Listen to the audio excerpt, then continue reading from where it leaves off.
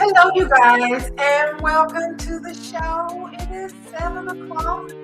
Let's get into it. Hey, Miss Queen Libra. Hey, Stefan. Hey there, how you doing? I'm mad. I'm mad, but I shouldn't be mad because we knew this was going to happen as soon as Bridge broke. We knew that it would just be a matter of time before they would use some other single woman as a panacea for Ridge's ego while him and Brooke figured out their way back to their damn destiny. The last time it was Shauna, now it's Taylor coming in here and having to be the band-aid for his freaking boo-boo, but today he's ready to go home. Take your ragged ass home then, sir. We Yeah, need you in Malibu. In the first place, we didn't ask you to come. Y'all gonna get enough without my prediction skills. I'm trying to tell I'm gonna y'all. need you to stop, can. That's what I'm gonna need you to do. I'm gonna need you to shush because I was Ridge is angry not yesterday. gonna go home and stay there. He finna get a change of address and go call two men in the truck. Trying to This tell fool y'all. gonna talk about some. I'm ready to go home. You should have made that a long time ago, sir. But look, what did he even do? Pack a nappy sack and went to stay at his daddy's house down the street. Yeah, because Ridge is a nomad. Okay, he has no place of residence. Nothing that has four walls for too long. So that man gonna leave again, and he gonna be gone. I'm gonna need Taylor to do. We I'm gonna lucky need he Taylor had a to do. studio for 5 minutes. Okay. I'm gonna need Taylor to do us all some business. Go over to Brooks' house and be like, why your man was literally not with you for the last couple of weeks. He's been with me booed up. at No, my Okay, at our Ridge is not door. worth all that. I wouldn't even let. And I also, wouldn't y'all, even gloat over that because that would. You know what? He ain't even worth it to gloat over. Let him take his raggedy, no, he ain't. Dookie stain draws on back to Brooks' house. He gonna learn his lesson sooner or later. And you know what the real issue is? The real issue is this, and this is what Ridge's real problem is. He waiting for Eric to die so he can get his parents' house. That's the truth. That's why he ain't getting no real estate of his own. He waiting for his old ass Paul to die and take his house. That's what he waiting on. That's when Ridge will get a house of his own when Eric is dead. I bet you that house will be Steffi's before his. I know Because that's right. I'm just saying. I think that Ridge don't get homes. He buy states for his women. So he gonna buy a new house because Taylor ain't got no house, y'all. So he gonna get another house for him and Taylor. I'm telling y'all, I'm predicting it. This is what this man do. And they gonna move right on in. He do like buying houses for all of his women. Actually, He after do. left too soon, she could have had a He house. used to. He did. He really do be He buying did. a house. That's when Ridge had a little modicum of class. I mean, because nothing says I love you like real estate. Man. He done lost all his brain cells in the last couple of years being married to Brooke. And he don't even see I'll it. be honest, I was quite pleased. Ridge finally did what I've been telling him to do for weeks. Take his stank old ass on back to Beverly Hills if that's what he want to be, and get himself out of general population. You want to be in Beverly Hills? Go there. But he gonna have a serious problem now. Thomas. Thomas gonna let him have it. Thomas gonna basically mind his business because Taylor been telling Thomas and Steffi before, the whole mess with Finn was that she wasn't trying to pressure Ridge, etc., etc. Now for all it's worth, I don't like Ridge, but Ridge ain't made no promises to nobody. That's part of what he specializes in. He specializes in staying in riding the fence, specifically this fence between Brooke and Taylor, so he can, dip on over to one yard and dip on over to the other one and have as little possible consequence as possible. Because they don't hold him accountable for it. Never did. Good evening. So I joined in at the discussion I see of Bridge. The most boring couple of all time. We want to go ahead and get the trash out the way early. Well, I'm gonna agree and let y'all carry on. Mm. Mhm. I was like, wait, did she leave completely? No, she just went on mute. I'ma just need Can to just stop with the predictions that come true. That's all I'ma need. No, for real though. No, because It's you written literally in the stars. said It is written in the stars, Reginald. when we This had is a break what's from gonna them two, happen. you bring them up, then suddenly they in the next episode. Oh But she Lord. right though. That's Ridge and Brooke, and it has been for the past 30 years. They have the same damn formula, and they wash, rinse, repeat that cycle every 18 months. There ain't a fan watching this show who shouldn't be able to predict that Brooke is going to end up in some kind of mini scandal that's not her fault, of course. This man just walked into her house and kissed her, and she just in shock. She didn't know what was going on, but she told him, I will always love you, but that don't mean you can be putting your lips on me. And now Ridge found out about it because she hesitated before telling him about the thing with the man that she will always forever love. And then he gets mad. Logan, I can't believe you let that guy touch you. And then he packs up his little nappy sack and runs over to his daddy's house and pouts. And then he hooks up or hits on the first available vulnerable woman, whether that's Caroline Spencer, who's already married to his brother, or if it's a damn what that girl was named, Shauna, that was out here that he was kissing on and leading on because he knew Shauna liked him, his daddy's wife. He's the one who stalked Quinn because he was trying to prove to Eric that she wasn't trustworthy. He ended up catching feelings for her. Or is Taylor.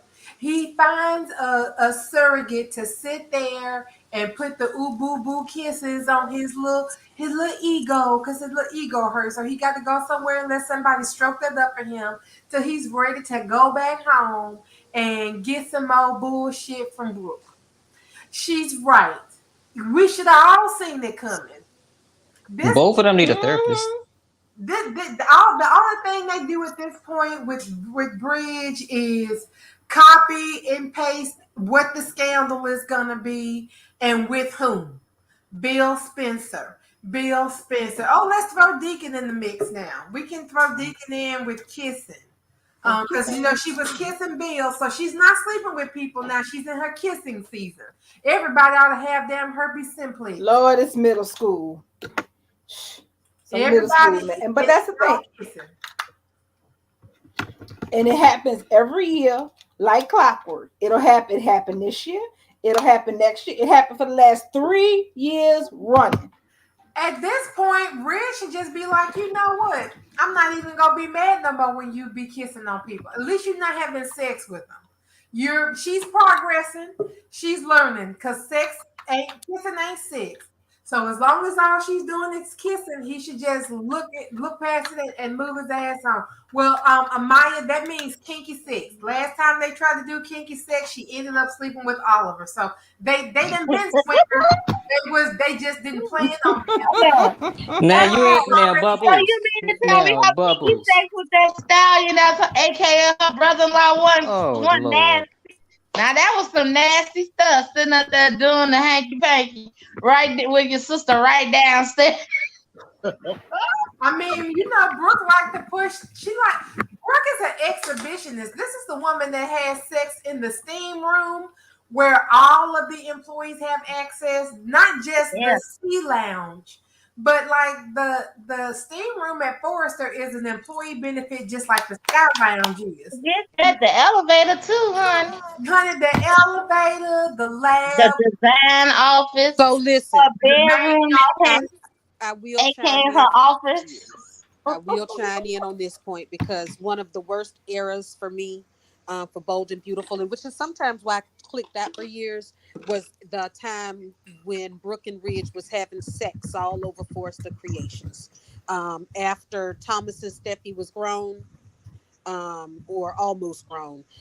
Brooke and Ridge just lacked respect of the business, the company, the employees, their peers, their parents, their children.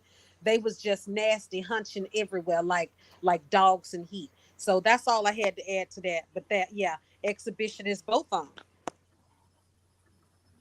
McNasties. Yeah, I they said all. it once, and I say it again. They both need therapy.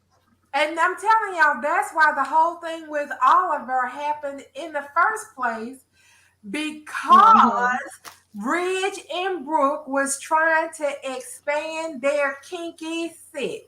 He sat there and talked her into it. It wasn't Brooke's idea.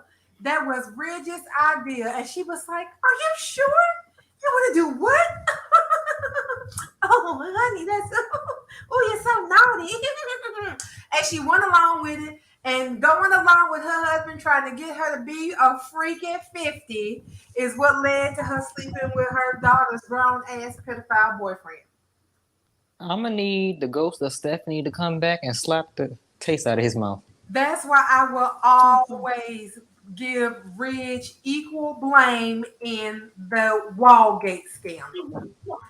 Because he set that shit in motion. Brooke was just fine having sex with him all over the house and the office. Okay, she wasn't thinking about going outside in the garden and doing no shit like that. She was content in her bed. But here come Reg. You know we have a balcony. Oh, Bubbles, Reg. why you said that in the comments, bro? Why? Why would you I try to laughed my ass sully off when the she said that. magnificence of Florida with them gray Right. balls and Donna's blonde hair? Oh hell no, they could go swing Bobby from a damn Calvin, Ted chandelier for all Dallas. I care. Right, right. Somebody said that they should be swingers. So I just said, Not with nobody. No. But hey, listen, Quinn and Carter already done agreed to it and participated in it practically. right. Practically, They they already already accept. Carter already accepted another man's wife, and Eric already offered his wife, and Quinn is the wife that has already been allowed to exchange. So all you got to do is add Dirty Donna, Dirty Dumb Donna into the mix, Nobody. and you got a swingers party all day, every day on freaking Wednesdays. No, Bobby no. Nobody don't want to get up in Donna's dirty drawers. Listen, So they done they can already keep did that. 3/4. They done already did 3/4 of it. They might as well give us the last quarter. right. Just because you swinging with one particular person you want to screw don't mean you want to swing with everybody. Let's talk about some discernment here. Let's talk about some three of the taste. parties already known and familiar biblically with each other. Except We just Eric, talking about except it Eric outward. can't get it up. Except listen, Eric you can't missing get the it up. big So picture. what benefit is there to swing with his old gray balls? I'm Eric with can get Bubbles. it up. He just can't get it up for Quinn, but he might get it up for the idea of Donna being with Carter since he was all into Quinn being with Carter. That might be Okay, now then. Donna putting some honey all on Carter's ass. Stop. And Stop. if Stop. he becomes Eric aroused and Quinn is right there, At the he is beach a club man, because they and he already is a got a dirty old family. You know what? Look, they You already know what? I agree with Maya. Let Derek and Bridge swing together. Ridge ain't his biological son anyway. Let them go swing together. Eric been trying to get back in Brook draws for decades. Give him what he you wants. know what, and that's true. They all do belong together because that truly would be Eric's wet dream. But To they have didn't all both of his Logans, two out of 4 of them anyway. they Half didn't of his already just Logans. about did it though. Think about it because It's just Katie, yeah, Katie's the only holdout. right? Katie can get her turn. Bless her heart. She might come over and sit around. She like to come over every now and then and sit around and giggle while the Forrester men rave about the Logan women. They like to sit around and giggle about it. So Right. Katie will show Y'all about up, to but then turn she'll Bold and the show- Beautiful into Pornhub. But it's been there already. It's not like we ain't been there before. I mean, this is just stuff that basically has already happened. All they gotta do is Nope. move one more piece to the left, and boom. All They I have to do is all I add know is Donna. this I mean, much. quite literally from where it But started. who wants to add Donna with her bubble head? She already I'ma put added. you Not like Eric. this. Not Eric. Receiving the honey. She already. But that's the thing. But Carter never shown any interest in her, and Quinn is completely past Eric. So there is no benefit to Quarter in dipping anywhere near Eric or Donna. And my thing is this: I'll be damn dipped and died if I got cheated out of a righteous end to this Derek affair and all that BS just to have Quinn and Carter both stuck back with those two again. Damn. So I agree with that. And then that means that me and Bubbles, we might have to compromise and go with the bridge. Hey, Can. I can support Bridge. They all trash. I just want chaos. So I take it, Amaya, with Bridge and Derek, and they having that wife swap, because all of them would agree. Can says she gonna change the subject. She ain't hearing this no more. Y'all is killing me. Y'all is killing me. Well, I'll go ahead and agree with Can. Can we talk about the return of the king next? I swear. Yes, I was waiting on when we was gonna get to it. With his fine self. He done with Sheila. Sheila done said, if you don't stop loving Steffi. So I felt so sad for Jack. And how about Jack and Taylor? Go ahead. When I said return, I was working. I was working my way up to Finn. When I said Return of the King, I meant Ted King. Oh, okay. You see what my loyalties, you see what my allegiance is. Obviously. Can we put this on tape? These Finnegans are killing this show. Like, they doing the thing. They killing if it ain't Lee, it's Tanner. Look, come on now. They killing it. This new family that they don't put on script has been a blessing. Thank you. Lee done went over a cliff. Jack comes back. I need a contract in this conversation. Seriously. And look, the Emmys reflected that. Ted King won his Emmy. Naomi Matsuda was nominated. Tanner wasn't nominated, but he's showing his ass this year. To be continued. Oh yeah, exactly. Oh yeah, he coming for that trophy next year. He's showing his ass right now. I'm gonna need you to know him and Jackie gonna be having their little Emmy parties and showing their Emmys all together. It could happen. Now I was particularly interested, aside from Jack's reappearance. Sheila Steele. I mean, the whole storyline with Jack, and even when they go in with Taylor and Ridge or Taylor and Thomas, those actors are phenomenal in doing the damn thing. Yes, they are. They're delivering. I will say this much: I found it very, very interesting that Jack basically passed the comment that him and Taylor been speaking. And how they seem to be with one another. Jack, my heart really goes out to you. Taylor, you just don't know. I mean, they so first name basis is what I was peeping. That's the thing. Jack said, Taylor said the last time I spoke to you. So they've been speaking off camera. Yeah. Basically, that's what the story's setting up, is that she may not have been able to communicate with Lee, but apparently she has been communicating with Jack. And to my knowledge, her and Jack ain't never met face to face yet up until today. Correct. This is the very first time they have been in the same room together. The first time she was in the room with Lee at the hospital when Lee came off the elevator. Now, see, today I said, you know what? I can almost buy that if Lee and Jack don't get back together, he'll end up dating Taylor, and maybe that's her hot girl summer, and Sam can settle down about Deacon. Yes, and what I've been on that agenda for weeks now, because Jack, ever since Ted King showed up on that Bold Live, he's been on my mind.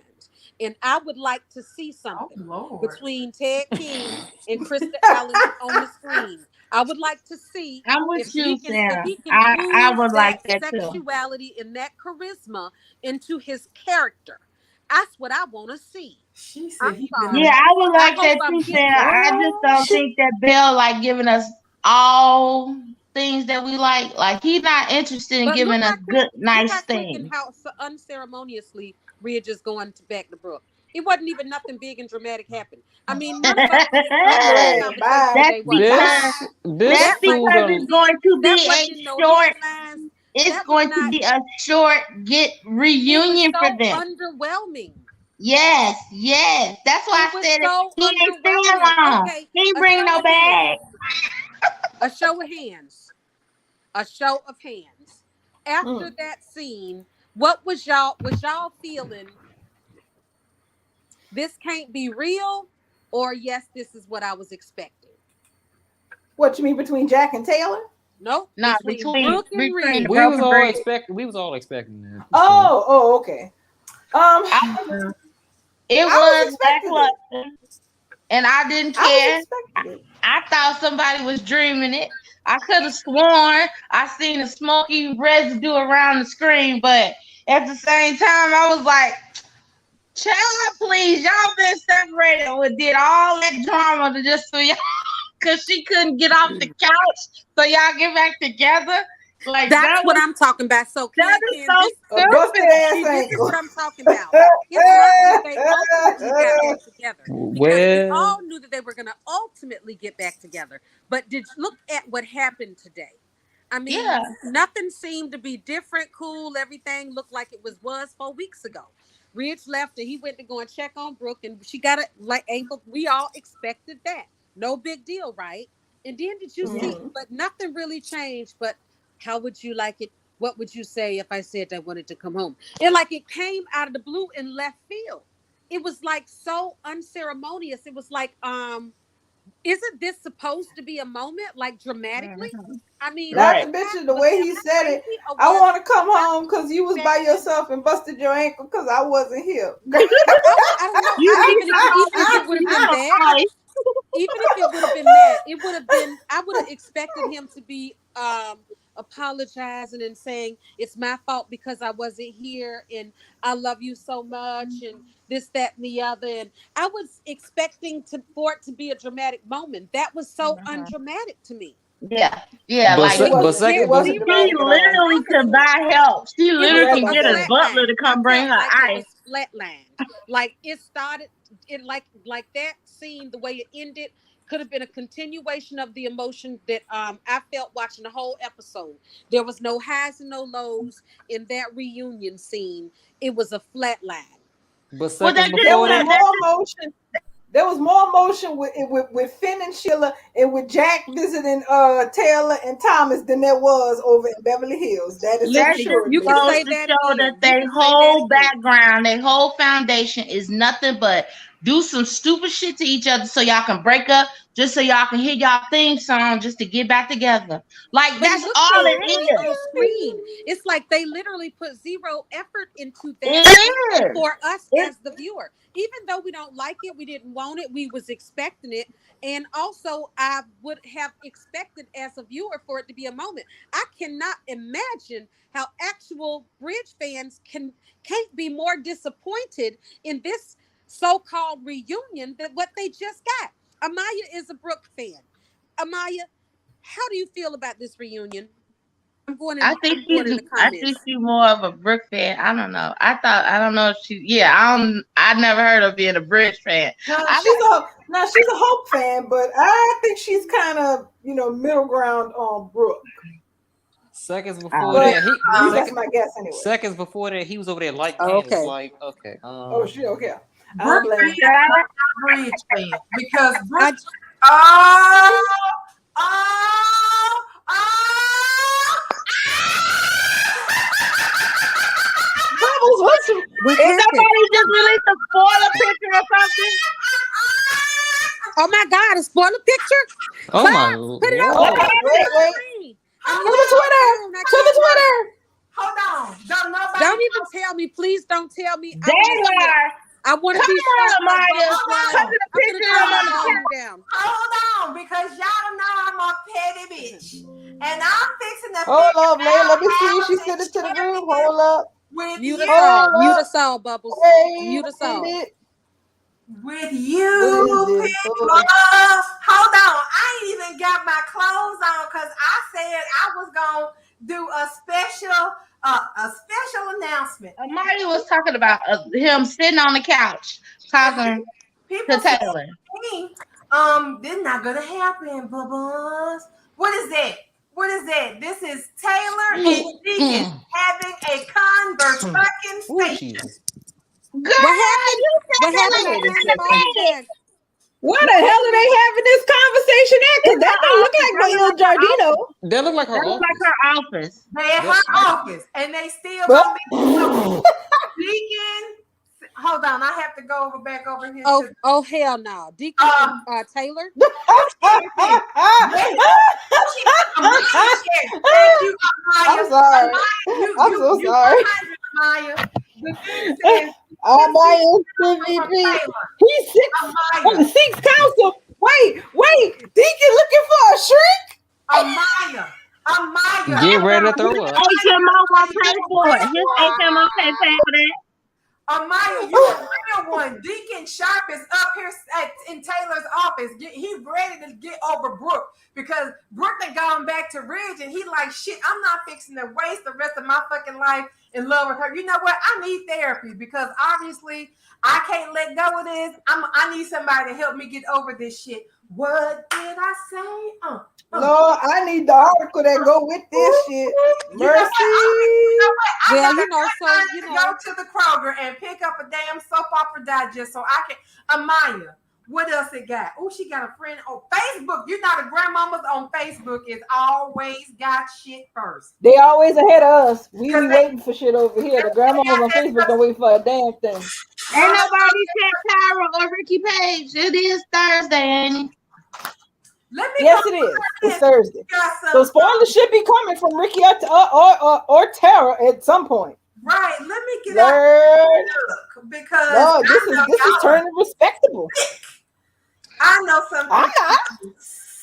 I'm not. I've been mentally prepared for this from the second the idea popped up months ago when it became clear that this show wasn't going to recast Pierce Peterson like I wanted. And if Taylor was going to have a hot girl summer, it's a damn sure suspect list. Sick. Amaya, how you came in here with the ether, girl? You ethered it, Amaya. You ethered it. I'm dead. I know I'm dead. But I've been talking about Dealer for how long now? Ether. Couple months. Amaya. Talking about it for a couple of months. And you've been talking about them ashes still. Amaya. Yeah. Oh wait, I'm surprised Bubba didn't pop up today and ask about the ashes when Jack was talking to him about it. Girl, I want to know what my son dressed. I posted about them. Y'all know what? Y'all ain't. Mama, you ain't killed me and said about no damn picture. That picture, and y'all acting like she laid up in the bed with the man. No, she's not. She's not. It's actually, this is better than her ever sleeping with him. Ain't no Daylar. They not no couple. It's just like the same crap as Shaylar. They ain't on no friendly you and I terms. both know Belle is not subtle. The thing is, this is actually better than if they had slept together. Because here's the thing. If she sleeps with him, then it's, well, first of all, one, the chances of her sleeping with him are significantly reduced. So really, the two of you should be freaking happy because Taylor's not going to screw a client, is she? No. Is she? Hey, this is Bold and the Beautiful. They have blurred legal lines before. Yes, so I don't know. They have. But well, here's the thing: Taylor's supposed to.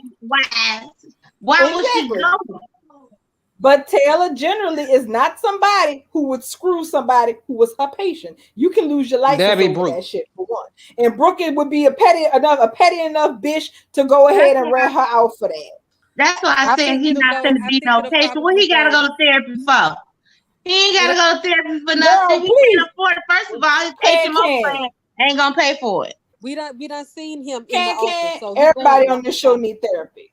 Everybody on this show needs therapy. Every single one of them. That's the truth. Well, everybody's going to therapy and he's still sleeping in a broom. They all need therapy. All I know is this is a foot in the bedroom door. I don't care what nobody says. That she can start off being his therapist. He can start off. Yeah, she could pull. But like, she could pull a Finn. Like how Finn pulled with Steffi. And like Can said, And Finn was Steffi's doctor, Stefan. Yes, like I said, they blur all lines. Don't nobody lose no licenses. Well, here's the thing though. Finn stopped being her doctor too. He specifically took her out of his care because there was feelings there. And that's what you're supposed to do. I know. So, so he's gonna be her patient. Well, she's gonna be his doctor, and she gonna stop being his doctor just so she can sleep with him. But y'all know what? At this point, it's too early to be talking about sleep. That's what I mean. I think we jumping the gun on them sleep. I have to say I agree with Sam on this one. While we talking about we can come. Let's get through the show and we can come back to speculation in a minute. But big ups to Maya for dropping the first concrete proof that there's a dare there. Thank you, Maya, for posting that picture of Dealer. I'm gonna be sick. Y'all a couple anybody, boy. I swear. Man, this drink, man, these chat gonna be so petty. After that play, mercy, I would just sit back with some popcorn and watch the fireworks. But let's get back to today's show and to the moment of the stuff that was the best. Sheila and Finn in that crazy ass room. Mm-hmm. Did y'all see girls come up out of that? She done messed up 3 times in the past 10 minutes. Mm-hmm. He done asked her, "Where's my wife at?" Well, she's traveling with the kids. Where is she? Yeah, I agree. She did. I told y'all that child wasn't no bit of a nobody mama. She never could be a mother. She don't have a maternal instinct, a maternal bone in her complete body. She sat up there and told the man. She sat up there and lied to this man and told him, "I am your only mother." Mm-hmm. Nah, and I brought you back. And she talking about something. I brought you back to life. I said it the last 2 days. I keep saying it. When Sheila gets angry, her mouth run and she say shit she don't want to say, and she's gonna do it when it comes down to the subject of Lee. Because because that's the thing. She started with that ingratiating, "I'm sorry, I love you," but when Finn kept being insistent with her, she did what Sheila always does. She got angry, and let me tell you, she fights back. And that's instinctual. Sheila is not like a person. Sheila is like an animal. She has animal instincts. She can turn on lies and charm like a sociopath, and she can devolve and literally lose it and pull the trigger on somebody. I mean, this is a woman that literally is capable of everything and nothing. I mean, I appreciate it today because I mean, he saw her for her. He saw Sheila for Sheila today. Right. And I appreciated that for the past 2 days. How many highs and lows and how many meltdowns has Sheila had in the past 2 days on screen? They medicated. Just like you said, she will stand right before Finn and devolve after first begging, being grateful that he's alive. And then begging for forgiveness, about Steffi and telling him to take care of himself. And then she gets angry and say, "Don't worry about Steffi. I saved you." And the more he asked about Steffi, the more she got irritated.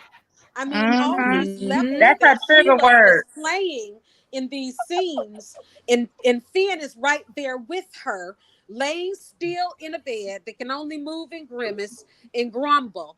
And this shit is the best shit I done seen in a long time.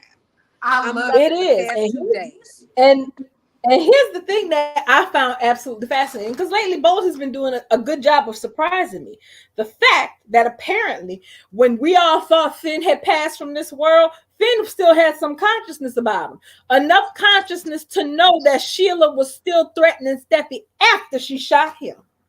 Right. Because Finn had a flash. Yep. He flashed something that he shouldn't have been able to flash to, which was Sheila threatening Steffi when she was trying to call 911. I said, don't tell me that man was still conscious and he remembered that. He showed the hell too. Yeah, because Steffi had already said you killed your own son. Yeah, because remember to indicate he was dead, but clearly he was not. And clearly remember she was trying to call 911 to help save him, so he wasn't all the way dead yet. She pushed the 9 and the 1. She didn't make it to the next one. I was surprised he remembered that. Yeah, I was too.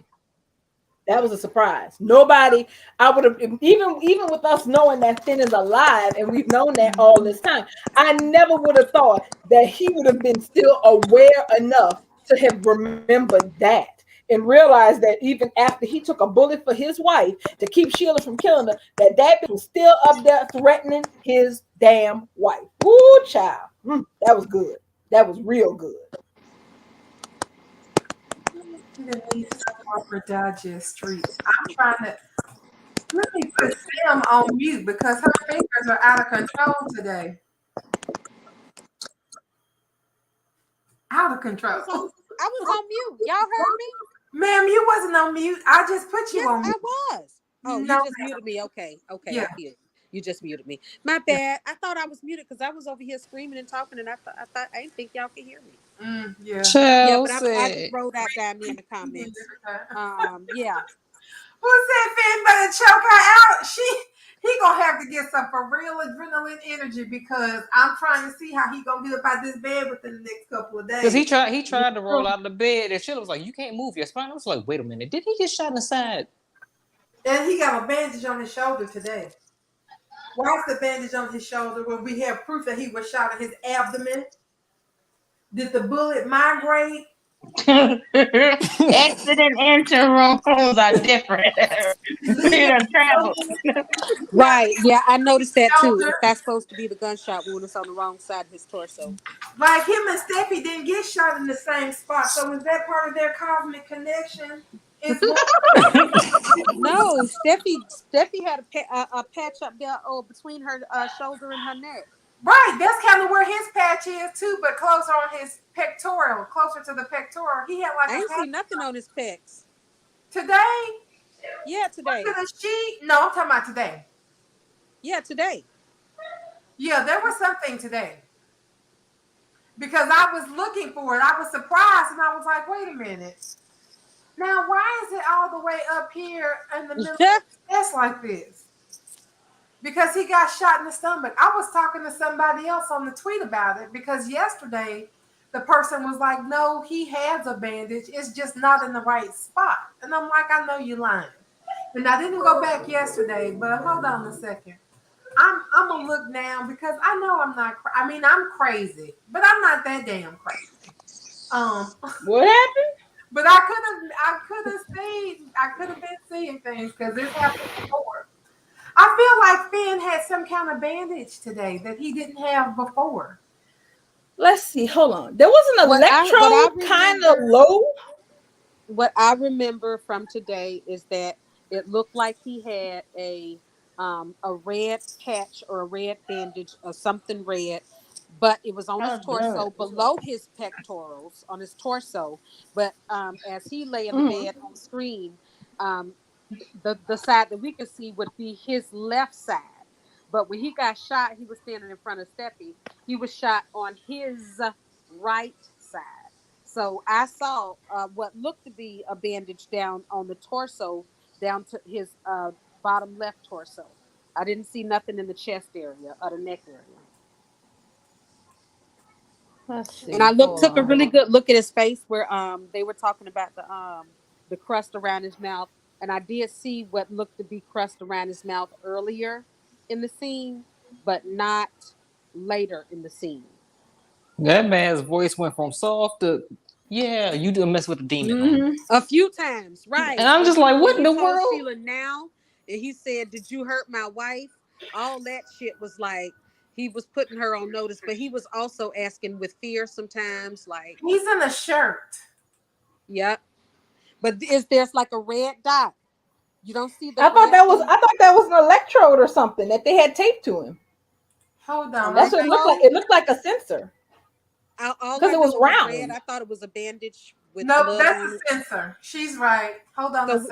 I have it right here. So do we see a gunshot at all? Girl, you don't see. Because if we don't, we should, because it should be on his right side. Which am I right? We ain't got no damn continuity people to speak of. No, they don't have a continuity person. So this red dot that Darling is talking about is this sensor thing.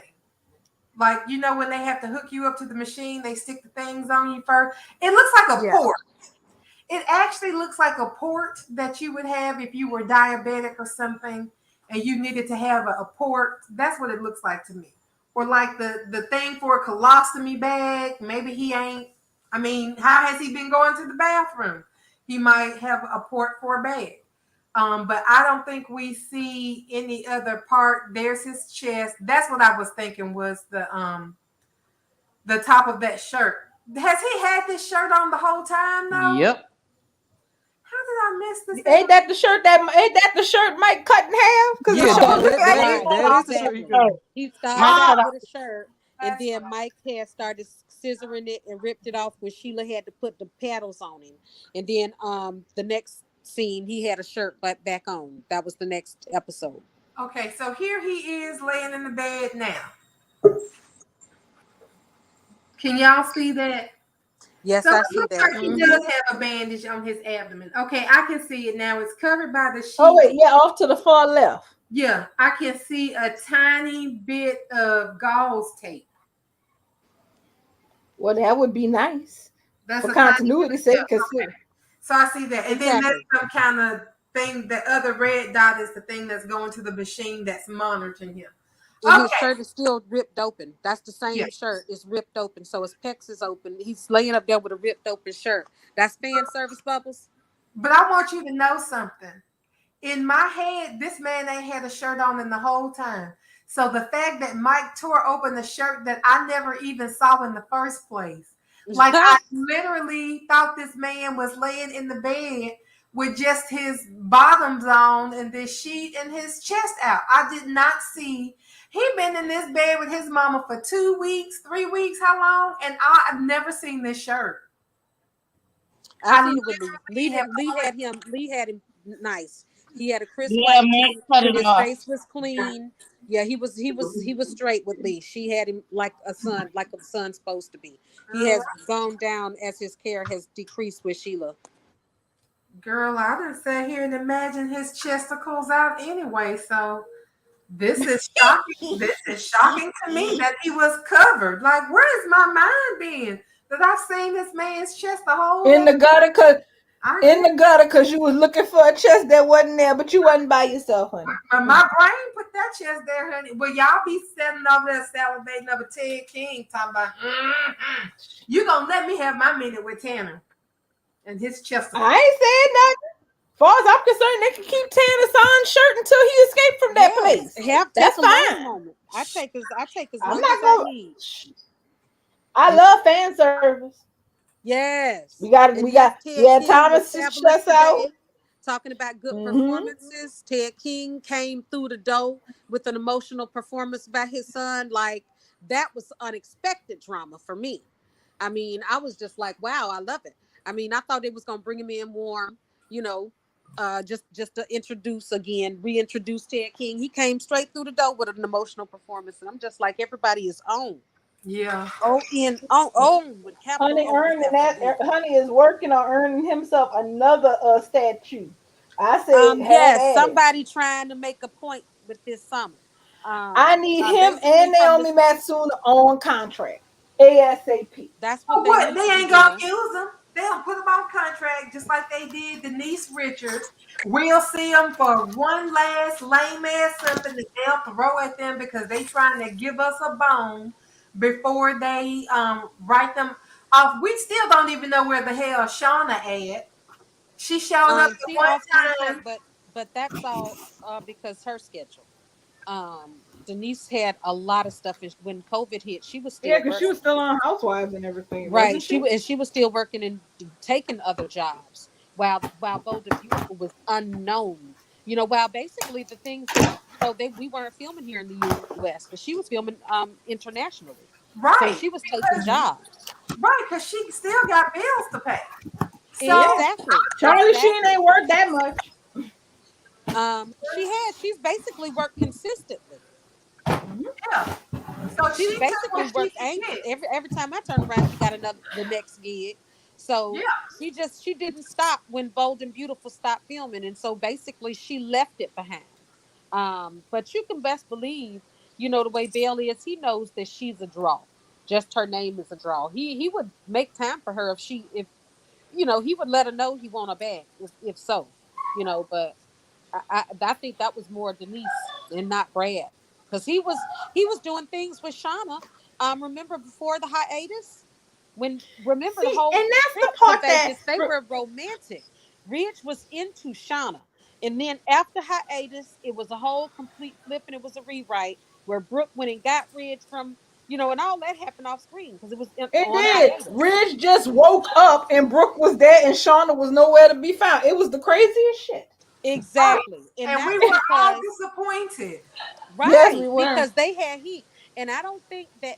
Of course, we knew they was gonna drag a triangle out of it, but I believe that Belle was poised to run with Denise and Brooke and Ridge, as a triangle. But when Right. COVID happened, Denise kept the wheels kept on rolling, and she ended up rolling past, and Belle had to Well, yeah. just do what he normally had to do and Well, throw Ridge yeah, back she went to together. go get her. She had to go get her guap, so I don't She was blame her. following her bag. So Yeah, yeah, she was fine but bad. this time around, I don't even know how we got on this subject.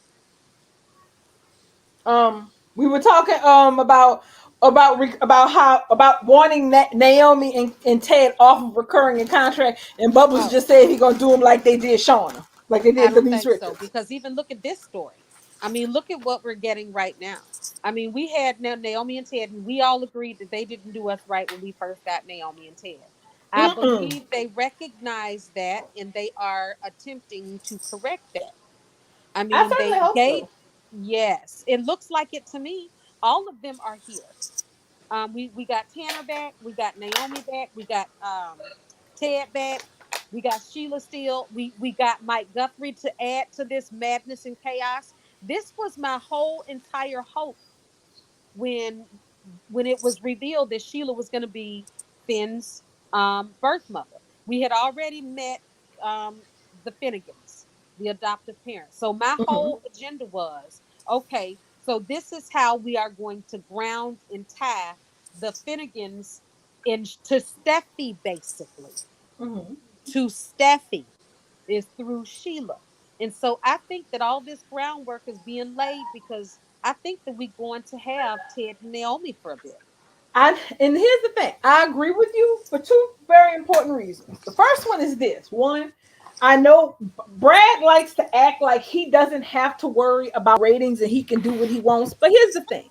Ted, Brad has been writing this show exactly how he wants for years and years and years. But only now, when they take a sharp departure into trying something different, featuring different people, different settings, different pairings, and rotating not between just one story and another person talking about the same damn story, which used to drive me up the wall. 19 minutes of one story and somebody else talking about it.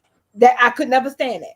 But now that he's finally, or someone else, him or whoever else, has finally made some formative changes to stop doing that, the show's ratings have been kicking ass. They are this close to catching Young and the Restless slipping.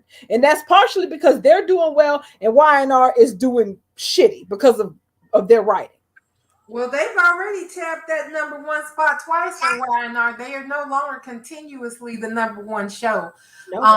That coveted demographic of 18 or 48 or whatever it is.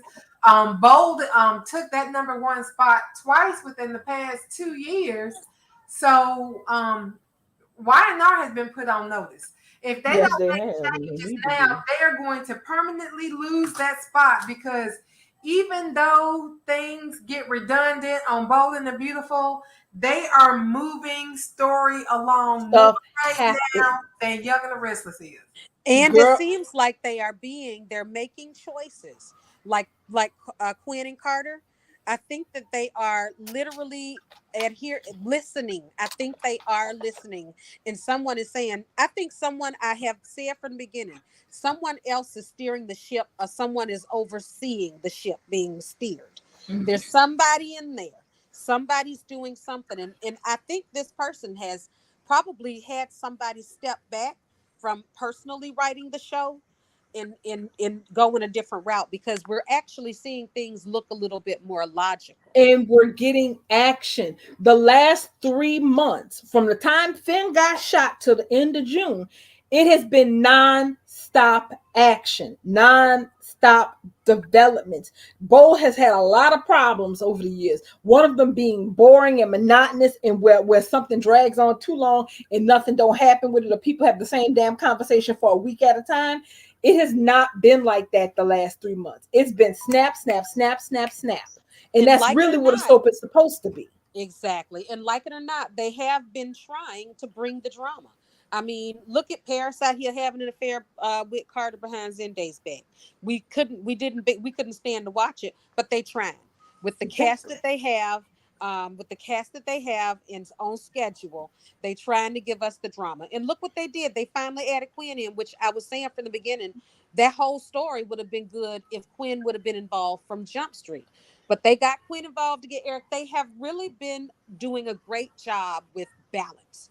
And that, I think, is making the show overall better than Y&R because of the balance. You're right. And we're gonna talk about Y&R like for the last 10 minutes of this gig, because I got some damn bones to pick. And I know Stefan and Bubbles probably do too. But this is the thing. A lot of the stuff we've seen this year has really felt like, some of it has felt like they fixed specific mistakes they made last year. Mistake number one, ending quarter the way that they did. That had no business happening.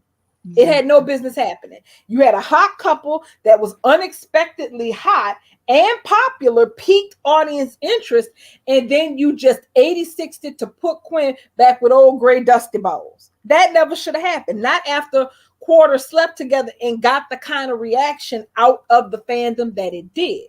Because I'm sorry, I don't recall anybody on the tag being upset that Quirk was over and that she had cheated on her husband. Did you see anybody sad? Because I didn't.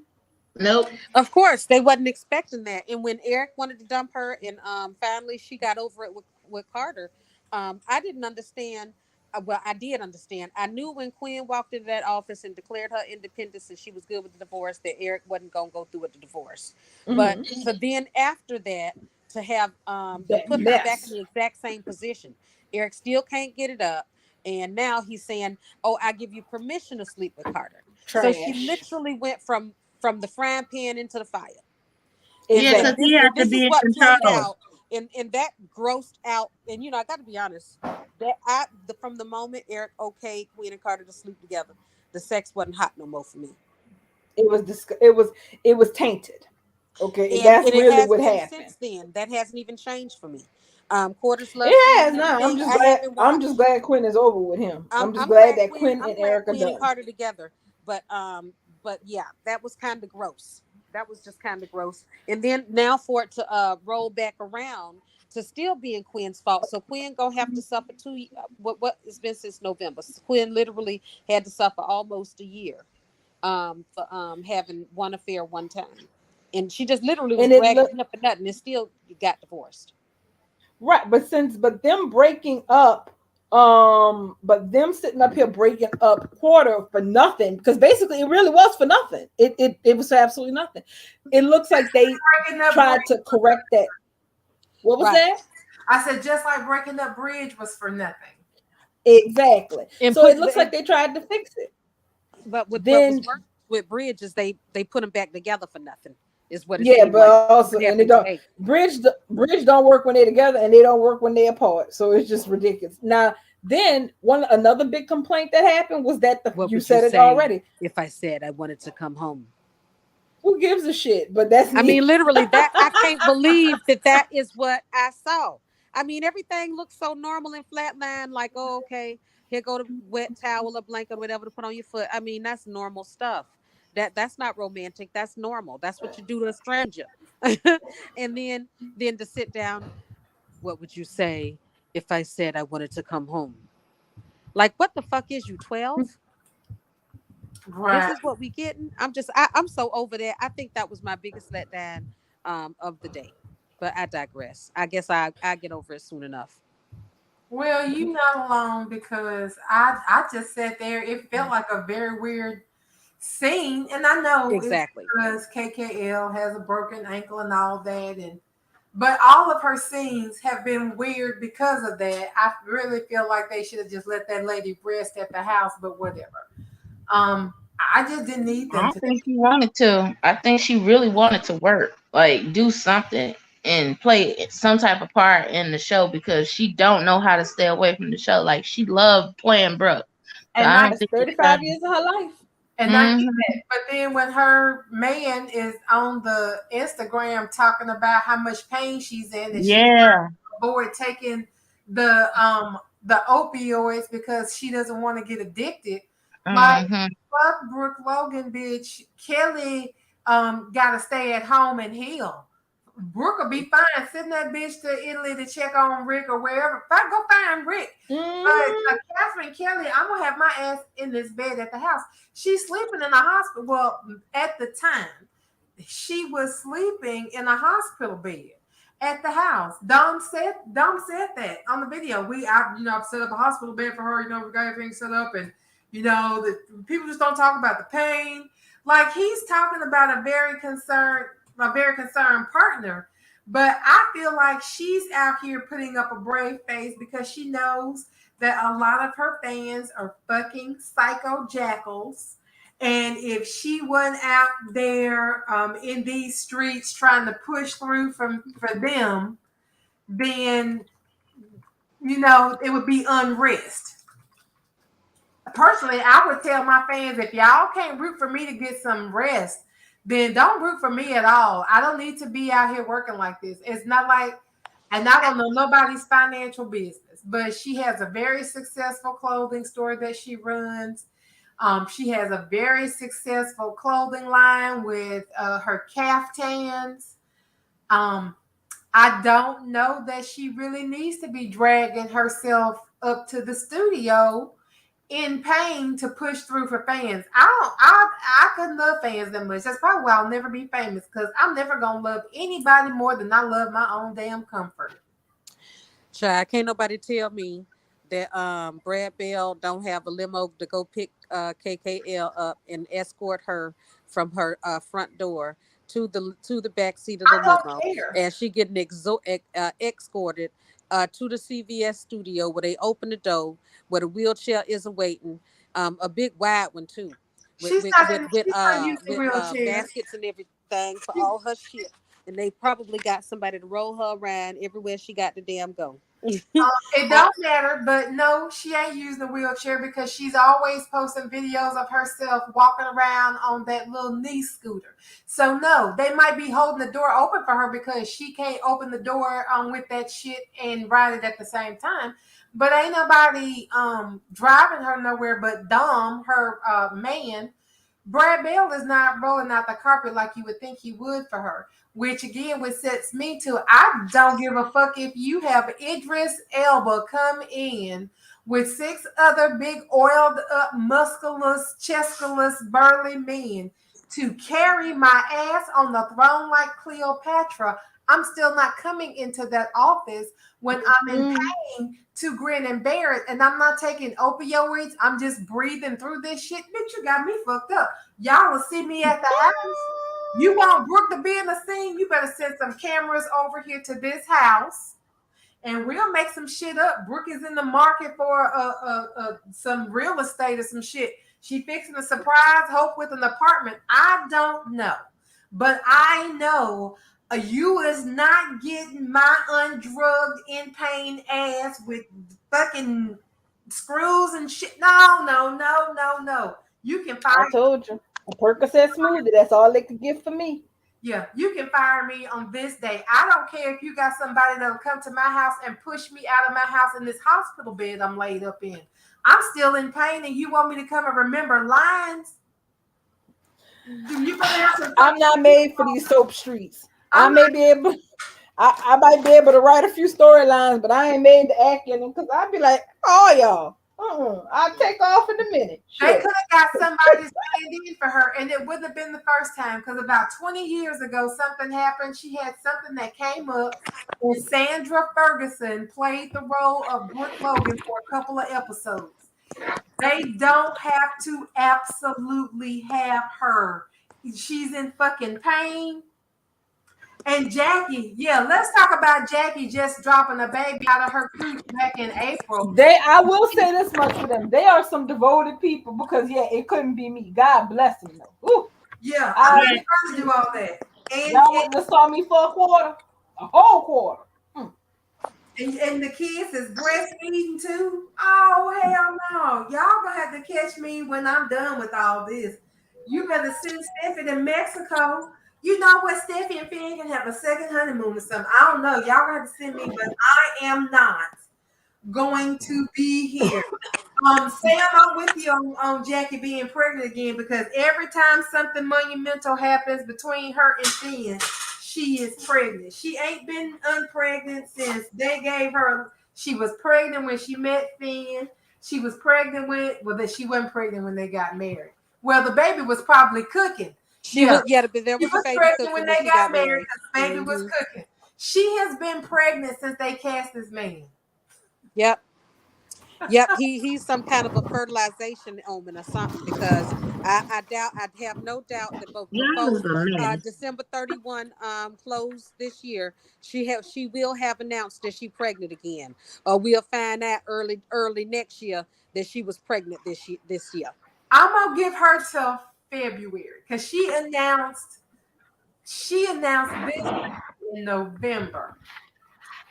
I think she'll probably. I think it's gonna be a 2023 announcement because they coming them out. So Now they y'all know Elon escorted her to Monte Carlo, so she probably right. cooking already. They I make mean, that damn baby Monte I Carlo.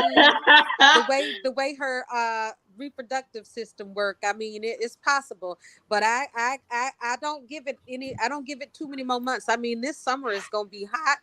I can imagine they spent a lot of time this month together, so there could be some fertilization happening right now. Well, Jacqueline is a fertile myrtle. There is no doubt about this. Amen. I mean, so And it's that they don't it's usually possible. announce until they in their second trimester. So that's why I would be like, if this girl getting knocked up, I got monopoly money on it. That we gonna be hearing that she knocked up before December 31st, or very shortly thereafter. December would be the second trimester. Exactly, monopoly money. She is not Girl, her body. So this is what happens with your body. That's what happens with women. The bodies adapt. So if she is having healthy pregnancies, normal deliveries, and bouncing back very well, which we clearly see that she does, and remains healthy, her body gets in that rhythm of fertilization, and she gonna keep knocking the babies out until she damn done. Until Ain't her nobody body's gonna tell me she until didn't she's deliver done. this baby on her own that she just had. If she don't literally say I'm not gonna have a kid in the next 2 years, she will have a kid every damn year until she stops. She's on that road. She's Well, on she that did. Well, road. she I think they always said they said. wanted about She 7 said kids. she said from the first pregnancy that they wanted to expand their family. Because they And both, so she's been rolling. because they're both yeah, kids. you're Yeah. right. They're both only kids, so they both want big families. I think she said about 7. He said about 10. And one of them said 7, and the other said 10. I'm like, look Yeah, here now. I've heard some 7s out there and some 10s out there, Uh, but when it comes to that number, I mean, you know, that's when common sense ought to kick in. But they used to have them like that. With my grandparents So had a lot of did. kids. So did, because I know my It's grandma got possible. 13. Yeah. Let's see. Hold on. Matter of fact, did somebody post those? Let me go take a look and see. I wanted to go take a quick look at the soap opera ratings because that's the thing. Bold has been, with the exception of the whole, hearing things, hearings interrupting things. Bold's been doing consistently well. So aside from fixing the mistake they made with Quarter last year, I really do think they made an effort to fix the mistake they made with Lee and Jag, which was basically they weren't just underutilized. They were not used at all. I'm still sitting here in 2022 trying to figure out how it was exposed that Jack was Finn's biological father, and that didn't even become knowledge to him until November, and then him and Lee just vanished like smoke in the morning. Yeah, so it went. I remember it went from them being at the wedding to him getting told off. It was like on great big old emptiness. You didn't see Lee. You didn't see Jack. It was for a while until Finn told 2+ Jack months. They got married in August. Then Sheila was extorting Jack to try to get in Steffi's house, and that's when Steffi backhanded the shit out of Sheila. And then in November is when it came out that Jack was Finn's biological father, to Lee, to Finn, to everybody, and then they completely disappeared. So that's where, and I was just like, it really stopped happening. So after Steffi caught Sheila holding Hayes in the house, that's when they literally stopped telling the story, in my opinion, in where Jack and Lee was concerned. Because after that, we got Sheila fake fainting, and and then but Jack and Lee disappeared, and that at that point is where they dropped the ball for me with Jack and Lee. Up until that point, I think they fit in nicely and nice and balanced. But after that, they completely disappeared. And even after, like you said, the reveal, they just disappeared. And even like now, with all this happening, it's like they literally lied and said that during Christmas time, remember Sheila asked about his parents, and she said, "Oh, they spending Christmas together. They just trying to work things out."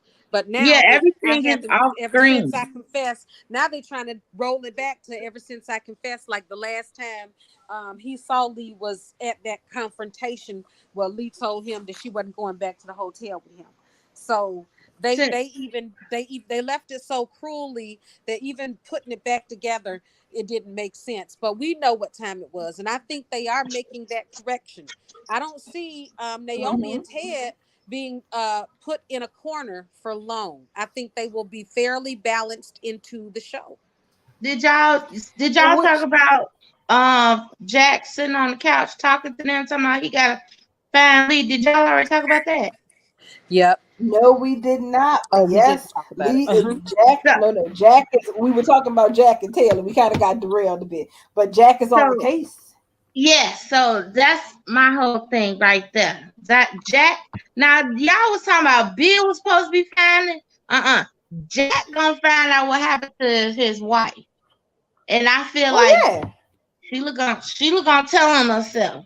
Sheila's going to tell, and Jack is going to find. Jack is going to help his son get to Monte Carlo. Well, go find his wife. Well, Jack is going to. I still maintain the same theory I had before, which was that because Jack is Lee's husband, because they're not together, but he's still legally her husband from the sounds of it, that he will be able to get access to some information that everybody else can. And since Sheila, she didn't take her phone with her. I don't know if Sheila had enough sense to destroy Lee's phone or at least dump it somewhere else, because she hasn't really been anywhere else from what I've seen. No, but she did destroy it inside of that vestibule. She did destroy the phone outside the vestibule, outside his room. And I don't know, maybe that's how he'll pick up where Finn is going to be at. Either that or somebody had to pay for that spot. Somebody's responsible. That spot's not for free. Somebody had to pay for it. Whether it was Lee. That was my question the other day. But she's gotten rid of Lee. Who is paying for this room now? Like maybe the same damn hotel man go come up and knock on the door. I think that's an Airbnb. She may have paid for it. On the door. She's in room 4 something. There's a number plate on the door. But still, who paying for it? Did Lee pay up front for like so many months?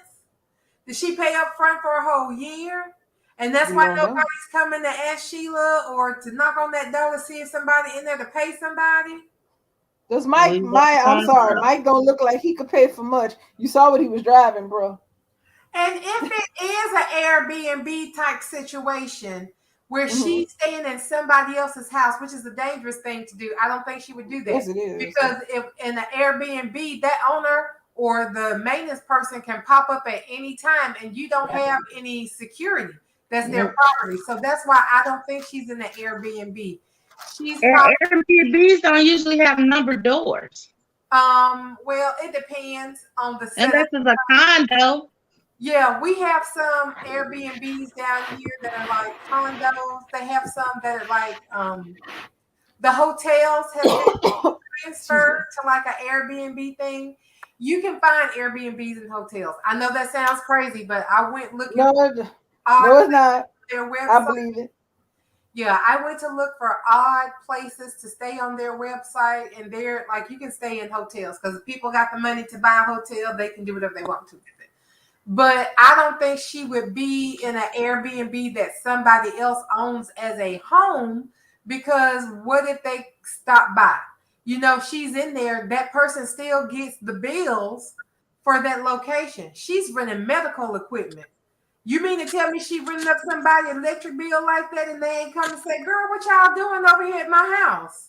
What you doing in my condo? She's got something that nobody's going to check on. Either a private apartment somewhere or a hotel room where she done bought up a condo floor, something. But she's not where somebody's just going to walk in on her. I know. I still want to know how the hell Sheila was paying for that damn hotel room. You know, look, now y'all forget this woman done had twins by Massimo Moroni, and this man had plenty of money. Eric ain't her only big fish. Y'all keep trying to act like she got all this money from Eric. Everyone thought out as much as Massimo was, honey. Kimberly actually answered that question as Sheila. She said that over the years, you know, Sheila got some alimony money, and she got into Bitcoin early, and she bought a lot of Bitcoin when it was real cheap, and then Bitcoin blew up. So she said, so yeah, I'm pretty much as Sheila. She's like, yeah, so I'm pretty much sitting on a nice little nest egg. I don't have to worry about money or working or anything like that. My dividends have paid off. I was like, this bitch is a boss. Like, she got a backstory created for when people ask her, how is Sheila staying in these hotels? Where's she getting her money from? She ain't working. She said Sheila ain't got to work. She took her little alimony money and little money she's gotten over the years from these divorces, and she has invested wisely, and that's how she does it. I think that's awesome. I want to be Sheila whenever I want. Mine is the crazy part and telling your child, mommy's here. Girl, when she said, listen to mommy, I was like, okay. One flew over the cuckoo's nest meets the hand that rocks the damn cradle. Damn. I thought she was going to try to pick him up and hold him and burp him. Mommy's here. Don't you worry. Mommy's got everything under control. And he's like, where the fuck is my real mama and my wife at? You listen to mommy. Girl, calm yourself. Girl. Take a break. Yeah, I almost choked on my sandwich. I said, go stir crazy, because any and every time Steffi would tell Finn, that is one whack old job right there. You don't want to be near this crazy woman. He look at her with them big doe eyes like, but she's my mother. I love her already. I've been looking for her. You don't understand. Well, yeah, now he done seen the crazy. He experiencing the crazy. Light today. Yes, honey, and that's full steam ahead. And you ain't lying about his big doe eyes. Every time Steffi would drag the shit out of Sheila, he would get those big old puppy dog eyes. Man, everybody was hating Steffi for riding. Man, because of those big old his puppy heart. dog eyes of his. Yeah, honey. Even made Taylor feel sorry for him. So yeah, I appreciate that, because she needs to let go and let all that evilness free, because it was eating her up. Mm-hmm. I mean, because the thing, and it's one of the oldest stories in the world. People could tell you as much as they want that a person is this, that, and the third. Believe me, please believe me. I know what I'm talking about. Believe me. And the thing is, up until this point, with the exception of her shooting him in the alley like a dog. Up until that kind of stuff started happening, he never really got to a good look at Sheila's mental imbalances. Right. All she was a victim. All he saw was, her with all these lies, all this woe is me. I didn't have a choice. Jack made me sign you over, and I didn't. They took advantage of me. I really wanted you. Ironically, you've been following him his whole life, but you decide to come from under your rock when he said, "I do to Steffi." Yeah, so he had to see that. He had to see it on his own. Remember when she pretended like she was sick and went to the hospital and all that shit? All that shit, yeah. Trying to sit up there and make it seem like Steffi was some big bully to her. You got to make her seem like she just being mean to her. Just ain't giving her a chance. She won't give me a chance. She won't get her knee off my Don't neck. let She's Steffi just come like her between us. grandmother. I was so mad when she said that. My grandson. Sheila. And she done Sheila. And Finn is sitting there like, well, damn, my wife was right. This bitch is crazy for real. Like, He literally said exactly. That. I'm stuck in here with a crazy one. Well, I will say this much for certainty. Once all of this is over and done with, and Sheila is, out of their lives for the most part, and Steffi is back home, and Finn and the kids are back home, I don't want Finn questioning Steffi's judgment about crazy ass people ever again. I think that's pretty much it. Mm-hmm. Yeah, because if he ever do, I'd be like, and what about that time I told you your mama was batshit fucking crazy?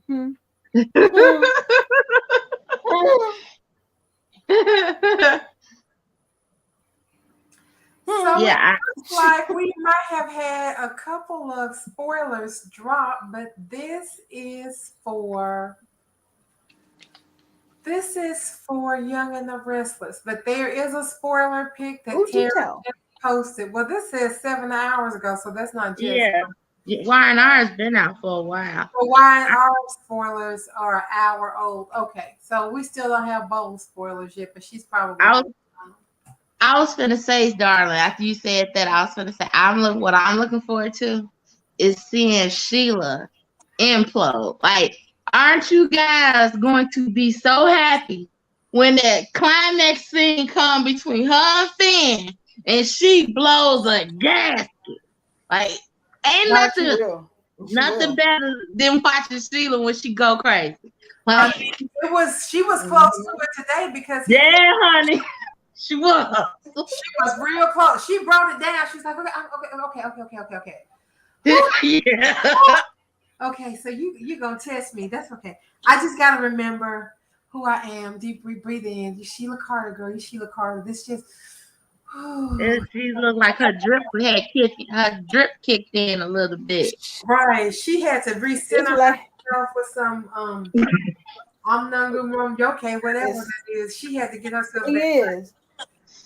She had to get herself together because the problem is with Sheila is she putting her foot in the crazy bag. And the thing is, she already got one in the crazy bag today, but she gets so upset. And the thing is, she playing herself and she doesn't even hear where she's playing herself. Like how irritated she got with Finn when he asked about his mother, his real mother, Lee. Yeah. You think he ain't gonna put 2 and 2 together and figure out when she was quick to say, "I'm your mother," and it's gonna be like she is gonna bust up there and tell that boy, "I'm the only mother you have," and it's gonna be on and popping. Did y'all catch that Finn caught that lie when she sat up there and he asked her, "Where's my wife? What happened to Steffi?" And she said, "I would never try to hurt you. I would never." And then he flashed back to when Steffi was dialing 911 and Sheila was threatening with the gun. He was alive. He remembered it.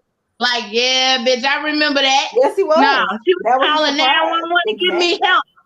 Yeah, I was like, yes, he remembered. That was good, y'all. Y'all don't understand. Today was good. Very. And the thing is, he is fully his elevator went from the bottom floor all the way up to the clock tower at the top because he fully comprehends the peril he is in. And of course, I'm gonna just go ahead and say it. When he was crying for Hayes, I was like, my poor Oh my God. baby. That was so remarkable. I mean, that's what I was saying about the performance just in general. Tanner's performance yesterday and today has just been remarkable because he's just using his face and pretty much that's it. The little grunting words, but he has really given different layers of emotions Emoting. He was emoting his ass off. Yes, he exactly, because his emotion for Hayes was totally different from any emotion that he displayed in the past 2 days. I'm just like, he is really digging deep in this shit right here. I cannot imagine. I'm just like, I said after the first show, I was like, I can't wait for the next one. Now, after this one, I just can't wait. I mean, he just keep giving in these scenes. Yes, he literally was blubbering when he couldn't even say the baby name. In the cemetery, he felt so vulnerable to me. Yes, it was like a vulnerability to him, like have mercy because that's my child. Where's my child? In the cemetery was beautiful. Jack was blubbering for Finn, and Finn was blubbering for Hayes. These daddies missing their sons enough to cry over. I was like, oh yeah, somebody with heart wrote this shit. Go ahead, darling. Go. I was like, oh, he cried on command. That man was crying in the car before he walked up to the door. He cried on command. I was like, yeah. Like I miss my boy. Like I just miss my boy so much. I'm like, oh, I was like, oh, Jack. I was like, oh, Jack. Yes, those Finnegan men. Those Finnegan men. Yeah, Stefan. I don't believe Brad wrote shit happen though. You right about that. Brad ain't right at that. I don't know. Brad don't. Yeah, right. Brad don't write the dialogue, but Brad don't barely do the director. Matter of fact, I'm about to go see who the hell is getting the writing credit for today. I bet you it's Michelle Valjean. Ooh, if it's not, I'll be surprised. Let me go back. I'm checking. Please go see. And while Bubba's looking at that, somebody go see if somebody put up a Ricky dropped the. I already checked for if Ricky seen them. No, oh God. You know, if Ricky or Tara had them, they'd be and dropped them. They know we out in these Twitter streets thirsty for information. Man, like we out here looking for a hit. And a stimulus check, shit.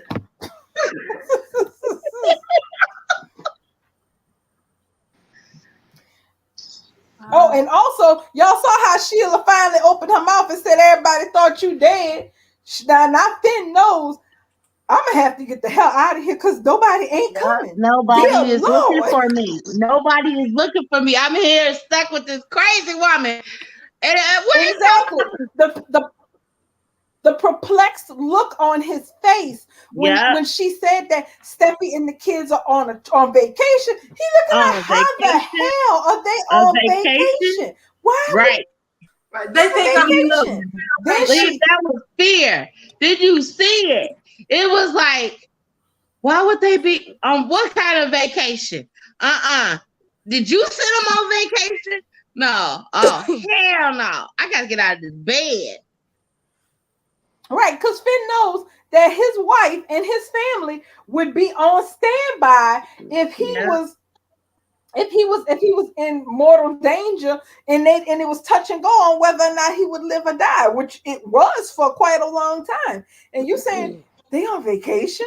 Why would they be on vacation? And then when she let the bomb drop that they thought he was dead, Finn eyes got big and 50 centimeters. He's like, oh Lord, help is not coming. I got to get myself the hell out here. I can barely move, but I'm gonna have to get myself the hell out of here. Right, my family. You your own rescue, bro. They on vacation. Okay, so here are the writing credits for today's show. Of course, Brad Bell, Michael Venice, Mark Pinciotti, Shannon Bradley. Those are the writing credits for today. Oh, well, they did good. I'll give credit where credit is due. The dialogue was very, very good. minus Brooke and Ridge. Everything else was good. They were shit. But yeah, They could have kept Bridge. They make me feel constipated. Every time y'all bring that up, I get just bored all of a sudden. Like they whole scene. First of all, I'm tired of Ridge acting like he gotta be begging to get back somewhere. Boy, please, if you don't shut up and just tell her to just move over, ain't nobody gotta be begging this woman. She been begging you to be stay her husband. What you talking about? Some can I please come home if you will have me? Boy, if you don't shut up. They just bore me, y'all. I'm sorry. You're not alone because They I do. sat there looking at You're this not alone. like maybe I could be doing something else. I think I went and washed a load of laundry. Y'all not gonna sit here and waste my time with this shit that we just saw not even 18 months ago. They just got back together. Yes. Don't Yes. care no more. That makeup to breakup shit. I keep telling y'all, they have that. They have, especially with this parent, they have that so bad. They put them back together just to break them up. Put them back together and just leave them like that. Stop wait, especially now when we actually apparently have somebody in the kitchen who could cook with some seasoning, who know how to put something in the pot to make it. Seasoning. Right. Bo has been bold and beautiful, has at alternate moments been the most unseasoned soap opera in all of creation, and it has broken my heart because this show used to be spicy. But all of a sudden, we got somebody in the kitchen who know what paprika is. They know what garlic powder is. They know what onion powder is. They know what the Creole seasonings are. I wouldn't be surprised if somebody was up in there with some Tony and Stasher and slap your mama. Yeah, they know the difference between cinnamon and nutmeg. Exactly. So it's like, damn, do something with the show. And somebody actually is. But then you had somebody go in here and drop Bridge in the middle of a well-seasoned gumbo, like a piece of raw chicken with not a lick of salt, pepper, and nothing else on it. They ain't did nothing with it. They just dropped it in there. Like a boy, like a leg, like a drumstick thrown in a pot of plain water and boiled it and then dropped it on the plate and said, eat up like you did something. They the okra for me. I hate okra. They the okra for me. They a big old bowl of okra that somebody slid into the gumbo and then lied to me and said, "Oh, girl, ain't no okra in that." And then I ate it and I tasted the okra and almost threw up. That's what they are. They're the okra in the gumbo. They're the okra in the jambalaya, and jambalaya ain't even supposed to have okra in it. Somebody just got creative because they got creative. They saw a TikTok. I'm picky about okra and gumbo because here's the thing. As I learned as a young child, because my mother adores okra. You have people who do not understand that you need to fry okra to get the slime out of it. If you throw that in your gumbo without doing that, you're going to have a slimy gumbo. And a lot of people do that shit. And it's disgusting. I don't care if you burn that shit in a pit. I don't want it. And damn gumbo means okra anyway. I don't want it. I do not want it. I prefer my gumbo without okra because my thing is okra's a thickener, which is why a lot of people like it. They like it for the flavor and they like it to make it thick. You can make some thick ass gumbo without that. Get your ass in the kitchen. Learn how to make that roux right. Damn it. You can put some in your roux. You can put some extra flour in your roux. There's a lot of things you can do to make yourself. It ain't got to be as a woman with Creole blood and running through her veins. It is a must because that's how my grandma and my grandma made it. And I ain't finna break tradition. I'm just changing up from like Darling said, fried. But see, even me, I don't fry it. I don't put it in frozen. I put it in just how it came up out of the earth. That's why I don't like okra gumbo. I fix it the way my grandma told me how to fix it. But like you said, it is other ways for it to be thickened. Yes. Oh, that Don't is. we Yeah, so like potato starch and some other stuff? Stop. exactly. All you need is some fat. Damn it, some fat, some flour. Look, you can thicken a roux. You don't have to only do it. Nouveau ways of making it. I said I've heard people like cornstarch it up and other nouveau ways of doing There are a bunch of ways. They're just like they got ways to, just like they got more ways to skin a cat. They got plenty of ways to thicken up a roux. So I can still get a good gumbo and skip the okra altogether. So I kind of can't blame Bubbles by that. Sometimes it be a disaster. I literally have to make my husband a different cat because he like Bubbles when it comes to okra. How Bubbles just said it. Yeah, he don't care how I do not somebody like address it, how they'll put a new way of cooking it. Don't put no okra in front of him because he'll throw that plate back up at you. I will throw that plate at you the same way. Just like you serving him a dog food. Food that Mister made for her. It'll be on the wall. See what color it's gonna be. Yep. I get downstairs and make me some because I'm not fixing to eat this shit. You come catch this plate is what you can do. Yeah, don't even use okra powder. Don't even think about okra when you're making my food because that salt is going to get into my food and it's going to ruin the taste. Some people thinking about it. Okra is one of those. So now we know you like it or you don't. There's no in between with okra. So now we know Bubbles hates cane, ashby, and okra. And the thing that makes me get no ashes is three things: lack of ashes, And people who don't give fake ashes out. Right. Follow through. Don't do no shit that you supposed to have some follow through on, or it's gonna come back and bite you in the ass and fuck up the whole damn storyline. right? And I'm gonna be mad at you because you fucked up the whole story. All she had to do, y'all. All she had to do was get a barbecue grill and make some damn charcoal. I got a whole damn grill full of ashes right now. I'm gonna go pretend somebody's dead. That's all she had to do was have a cookout. Ain't nobody seen her in months. Don't nobody know her in town. She outside this place. She could have invited her neighbors over for a cookout.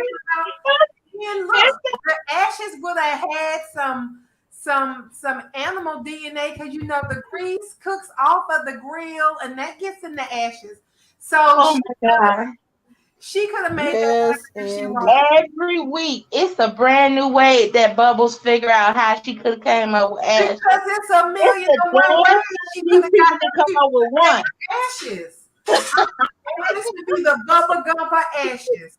You got ashes from. Oh God. You got ashes. Okay, y'all.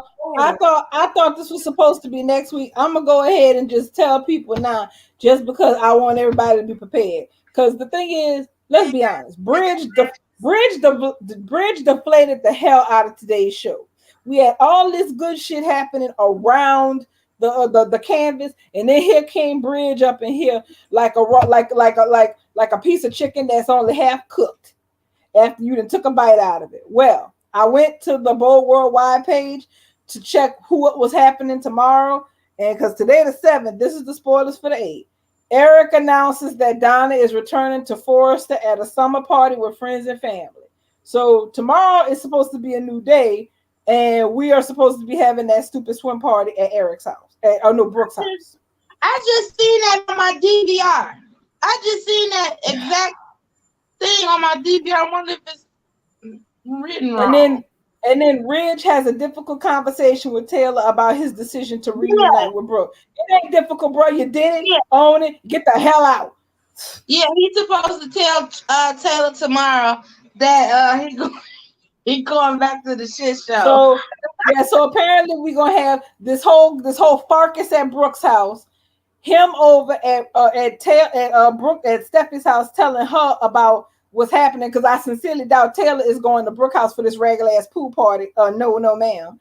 And then we're gonna have Sheila and Finn in whatever the hell that is that she done got him locked up in like Annie Wilkes. Yeah. Oh, Stefan said it sounds like a boring episode. I don't know if it's gonna be boring, but I know Crystal said it's a must-see episode. Then she right there said She want everybody to watch Friday's episode. Oh yeah, I'm gonna watch it. I'm gonna watch it just because I want to see. I want to see Taylor be free of this bullshit, and because of course I want to see Finn and Sheila. But I'm gonna be rolling my eyes so hard at Brooke's Den of Inequity while Eric trot around with Donna and they bottle of honey and all this other bullshit. My eyes gonna be rolling so hard they probably gonna roll right out my head. Honey. Hold on, did you say that? Hold on, I can't keep up because I'm tired and I'm distracted because I'm hungry. Somebody said, did you say Krista posted about tomorrow? Yeah. Can did on the Twitter? Yes. Let me go to her page. This is it. Look on her page. It was. I think she posted it Tuesday, either Tuesday or yesterday. Stay tuned for Friday when this soapy goodness goes down. And has anybody heard about anything about these folks trying to bust up our soaps by putting on anything about this the stuff from Washington? Girl, I'm excited about this. What, the hearing? Yeah, the hearing. Yeah, we busted. Yeah, Tuesday. We're out Tuesday. Tuesday is a hearing day, but so far that's the only one for next week. You know, it's supposed to be for 10 a.m. Eastern Standard Time, so I'm Central, so that's 11 o'clock my time. Wait, Amaya said Tuesday and Thursday. Yeah, Tuesday and Thursday. Wait, Tuesday and Thursday? Yeah. Are you kidding me? Ain't this a bitch? I thought it was one day. Damn it. So if we come on that damn early, you think we might be blessed with at least the Bold and the Beautiful, if not half of the Young and the Restless? No, well, that's the thing. Depending on what time they start, I hadn't heard about the Thursday one. I can tell you for the Tuesday one, we're boned because it is starting at 11 o'clock Eastern Standard Time. So there won't be any Young and the Restless or Bold and the Beautiful. So hold on, let's see. So 10 a.m. Eastern. Well, hold on, wait. So the 12th hearing starts at 10 a.m. Eastern Standard Time. So we so in my time zone, that's 11 o'clock. Well, so that means 9 a.m. Well, see, that's the thing. For Eastern Standard Time, it's 10 a.m. But for me, Young and the Restless comes on at 11 a.m. So if it's 10 a.m. there, that means it starts at 11 a.m. my time, and it will run until 12 or until 1 o'clock. So that means it's gonna run over Young and the Restless, the local news, and then the half hour that's the Bold and the Beautiful for me. So I know I'm out, and anybody else in the Central Time Zone is. I'm looking for this Thursday one though. I had not heard about that. Central Time it'll be at 9 a.m., darling. It'll be 9 a.m. because Eastern is at 10. So that means we'll be at 9 a.m. We're an hour. Wait, hold on. Hold on. Eastern is 9 o'clock. Right. We're out. But it said 10 a.m. Eastern Standard Time. That's what time it says. 10 a.m. Eastern Standard Time. Right. So for me, it'll be 9 a.m. Central Standard Time. Hold on a second. I know I'm not crazy. You're not. You just not thinking. Eastern Time is New York to Georgia. Central Time is Alabama to Chicago. Yeah. And Mountain Time covers the mountain areas. What is that called? On the other side of Mississippi. Over to just about California, and then Pacific Time is Arizona to Hawaii to California, and then Hawaii is on something else, I think. But we are. I think we're 1 hour. Wait, go ahead. Time. Right.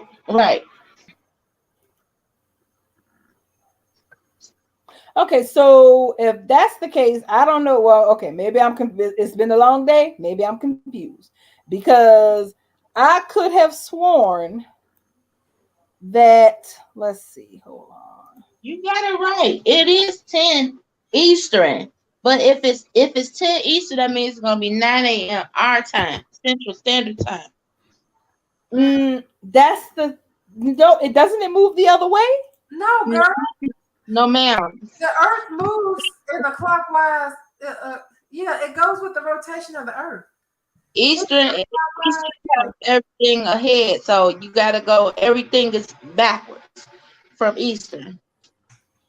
Let me show you the map, girl, because I know this will make sense when you can see it visually. I'm a visual person, so we're gonna put this on the screen, and then when you see it on the screen, you're gonna be like, okay, I was thinking backwards. So here are your time zones. So this shows you at the bottom if it's 9:30 Eastern time, then it's 8:30 Central, 7:30 Mountain, Pacific, Alaskan, and Hawaiian, so on and so forth. Do it make sense now, darling? Mm. Yeah, it does. Well, it does and it doesn't. So I'm gonna just leave it alone and just say, okay. Okay. It'll come. It's been a long day. My brain is probably fried. So I'm gonna just go ahead and go with the group opinion at this point. It sounds like it's Tuesday, like Amaya's saying in the chat. Tuesday we might get an episode, but sound like Thursday. But I haven't heard anything about the Thursday one. Right. I don't know about the Thursday one. They did announce about the Tuesday one, but I hadn't seen anything about the Thursday hearing yet. Well, I'm excited because I heard somebody say something about Rudy Giuliani being subpoenaed for something. I want to see if that damn hair club for men gonna sweat out his head while he's up here talking to these people.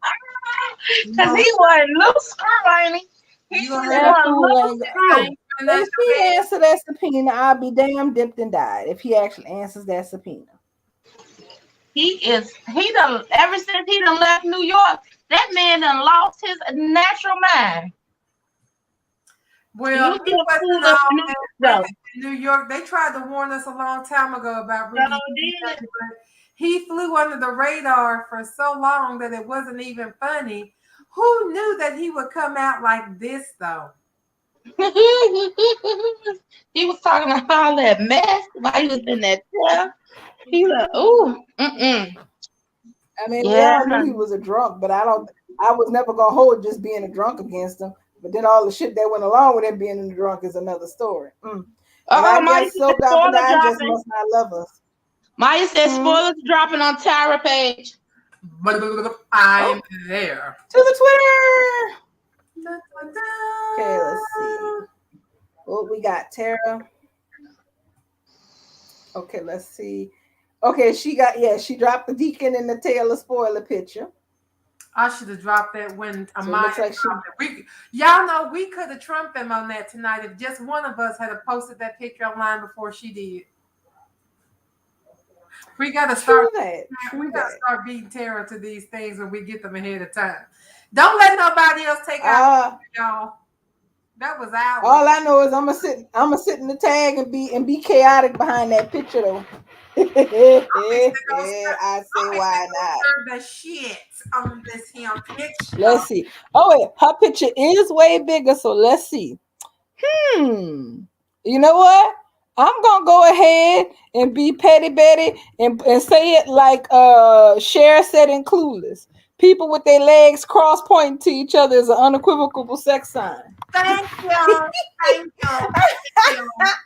Now, of course, I have nothing to support that, and it's not like Clueless was right about everything, since it's just a hopped up version of Emma. But okay, we're gonna see where this goes. We're gonna see the body. I want to see where this goes. We're gonna see it. I can't wait. I can't wait. Lord knows the British are in as worse a position as we are. Girl, you didn't put that Team Daler down there already, Bubbles. I can't. You stop. I told you I'm petty. I can't wait. I'm so excited. Y'all don't even know. Ages of chaos. I don't care if they don't have coffee and go play fucking putt-putt. They're gonna be friends. And we all know it. I'm invested in that. On this show. I'm here for it. I'm invested in the idea of Taylor and Deacon being friends. You know why? Because one of my biggest gripes about Bold and the Beautiful as a show is the lack of friendships for people whose last name is not Logan. Right. Okay, and it's always irritated me because yes, one of the main reasons I was happy Taylor came back was because there's so much story exposition that we don't get to see from her kids because the only people they really deal with on a regular basis is each other. But there's a difference between talking to your sibling because you may tell your mother things that you may not want to say to your sibling. So that I really and truly am looking forward to them having a friendship because first of all, Deacon does not have anybody he can be really honest with about what's going on as far as his feelings and issues as far as Brooke. He sure as hell can't tell Hope. And Deacon don't have no friends. Right. He He can't okay. the only friend he had that was Sheila. And Her Taylor crazy ass. just lost the only friend she had that was Sheila. They both just lost the only friend that they have. They're gonna commiserate over this shit in this conversation right here. This talk right here. This talk right here. That's the one I said what happened at El Giordino's. I was wrong about the location. They're not gonna sit there and talk about they what the fuck moments with Sheila and Il Giordino's because that's out in public. They gonna talk about it in her office because he feels like maybe he needs some therapy now because what the hell? He didn't see through Sheila and he's a con man and he didn't see through Sheila. Okay. And Taylor will be able to empathize with that. Not only that, but also here's the other thing. As far that's how the conversation starts because well, yeah, they have that in common about Sheila. The other part is that they both have issues about Brooke and about Ridge. And here's the honest to God truth. Deacon can't have no conversation. They cannot talk to their children about that shit at all. He can't talk to Hope about it, and Taylor for sure can't talk to neither one of her children. One, because Steffi's in Europe dealing with her own issues of being a widow temporarily, and then she's not going to talk about it with Thomas because they've been pulling this parent trap shit. So it's like this is not a topic. She's like, I don't want to have this. I can't have this topic with these children. I can't have these conversations with these children. And Stephanie is dead. So she needs somebody that she can talk to because she can't talk to Ridge about Ridge disappointing her yet again. And like you said, she can't talk to her kids because one of them is grieving and the other one's still playing parent trap. Stephanie Forrester is dead. Who that leave her to go talk to? Her best friend Sheila just betrayed her in the worst way possible. And just like Deacon, I'm a con man. I should have known that. Taylor, I'm a world-renowned psychiatrist, and I didn't see it either. So don't blame yourself, Deacon. Don't beat yourself up. Neither one of us saw this shit coming. You want to go get some coffee? Maybe go play some putt-putt later? All right, bitch. It's coming. I know some people upset and breathing hard. Y'all don't hyperventilate on the show because somebody might listen to this in the future and be concerned about you.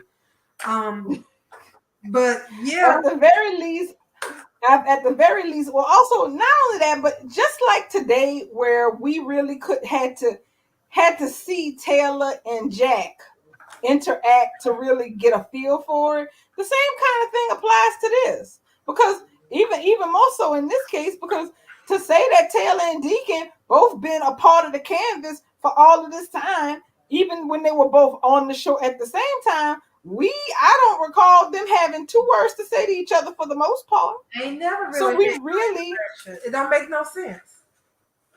Right. So we really truly do not have any damn idea what to expect from them interacting with each other. So I'm curious for that for no other reason than I wants to see what's gonna happen. I wants to see if there's any camaraderie, any chemistry, and if there's any spark. Because just because two people mesh well doesn't mean that the spark you see is romantic. It doesn't necessarily have to be. But part of what I really do want to see is especially because Taylor is this whole thing of being worried about Steffi is going to pass because Steffi is going to get her happily ever after when she gets her husband back. Yeah, she gets her husband back. She gets her family back. And something else, this gonna make Can and Sam feel better. Sam is gone though, but this will make Cam feel better. I think Deacon will be. You know how Quinn said that Liam was the experience that made her realize that she could love and be loved, and it changed her. Shut up, Cam Cam. Don't sit over there and hyperventilate. Get a bag and breathe in it. Okay, so what if Deacon is the person who helps Taylor to work through the fact that she can get past Ridge? And it ain't even necessarily got to be a romantic thing between them. He could just be her damn cheerleader, best friend. Like, we just talking this shit through. We ain't trying to get in the bed with nobody. But he's sitting there like, well, damn, you about just as perfect as Brooke is. So if Ridge is really, why you want him anyway? Because he seemed to be messing over both of y'all. Both of you deserve better. Why don't you start doing something other than pining for Ridge? Okay, let me get this to the understanding to where I can bring my blood pressure down to a level my doctor can, be okay with. You don't come out here and pass out. Let me say, so to be understood, y'all saying that this hashtag D-Lar bullshit, it's supposed to be just kikiing and just girlfriend talk. That's it. That's all. Ain't nobody gonna be laying up in no Motel 6. We don't know. Well, we don't know. We really don't know. Okay, so that's as far as I accept it. Ain't nobody. Y'all know I ain't finna accept nothing else. I'm trying to. I ain't finna accept no low down, dirty, rotten, nasty Motel 6 sexing, and she done been had that kitty cat. Also, I also think Taylor would help, just like she needs somebody to kind of sort of get her past that shit with Ridge. I think Deacon probably needs somebody to help him realize that, look, yeah, you've been an F up for most of your life, but just because Brooke don't want you don't mean you're not worthy of some sort of love of your own. So go find it. Right. Deacon is fixing to metamorphosize. This is what they call it? He already done supposed to metamorphosize. No, he already supposed to have his metamorphosis.